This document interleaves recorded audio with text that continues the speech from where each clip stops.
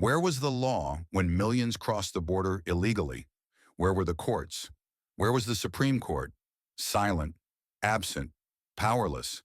But now, they find their voice. Now they decide to step in and block deportations. Now they say, each case must be reviewed one by one. So let me get this straight. There's no problem letting millions in without vetting, but it's a legal issue when we try to send them back? This isn't law. This isn't order. This is chaos wearing a robe and calling itself justice. There's something deeply broken in America. When the system defends the breakdown of law and punishes those trying to fix it, that's not democracy. That's national suicide. And we're living it. Right now, open your eyes, watch this next clip. Watch it and ask yourself, what the hell is happening to this country? From the Supreme Court's order to halt deportation flights, former federal prosecutor and former acting ICE director Jonathan Fahey. Jonathan, thanks for coming in on this holiday weekend. Great to have you. Want to ask you right off the bat about this midnight Supreme Court decision and what this does to the administration's plans to deport these illegal immigrants. This has got to be a blow to the White House, no? I wouldn't read that much into it. I think what's going on here is basically they're going to put a pause and maybe put some process in place for how to use the Alien Enemies Act. I don't think they're going to declare it improperly used or unconstitutional here.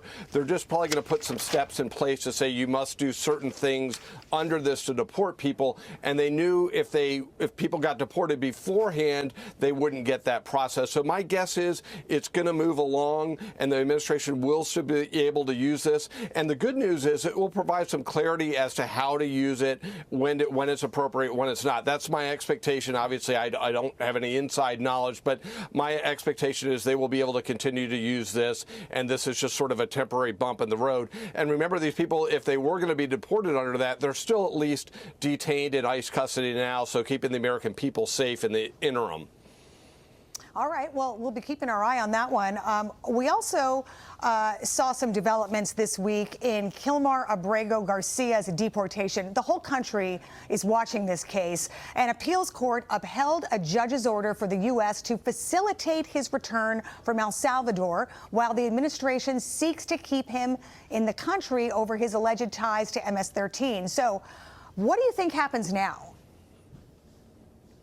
Well, what this Fourth Circuit Court of Appeals did was basically say, send this back to the district court. We're not going to get involved in sort of how she interprets the way she manages her courtroom and conducts maybe discovery or fact findings on this issue, because the critical issue is, did the government do enough, or did they facilitate his return, or whatever the language they used? I think what's interesting about this, though, any way it breaks down, meaning they can't ultimately order the government to go into El Salvador and bring this person back. And their argument as a court will be, you have sort of this unfair power balance with El Salvador's, so they'll do whatever you want. But that's not the way foreign policy works, and that's not what the court's role.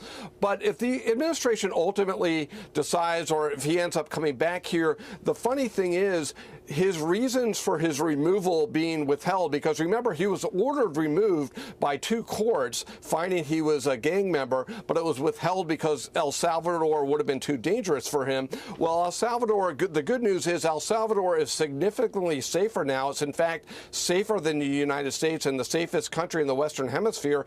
And if he's not a gang member, as he claims, it's even more of a reason to deport him, because he would be even less danger there. So any way you slice this, he's not gonna be back in America, and he's no longer going to be the Democrats' Maryland man. And Donald Trump, just one last point, Donald Trump is right. The Democrats don't care about him. They are just fighting every deportation every step of the way, whether it's gang members or anyone else, because they want everyone to stay in the country and are trying to thwart his plans.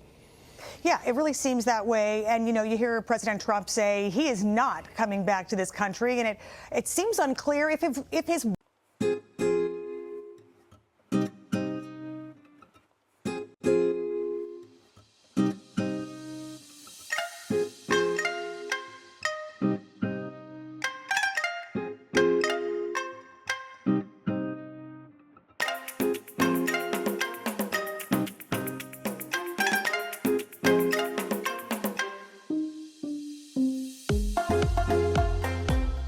Bye.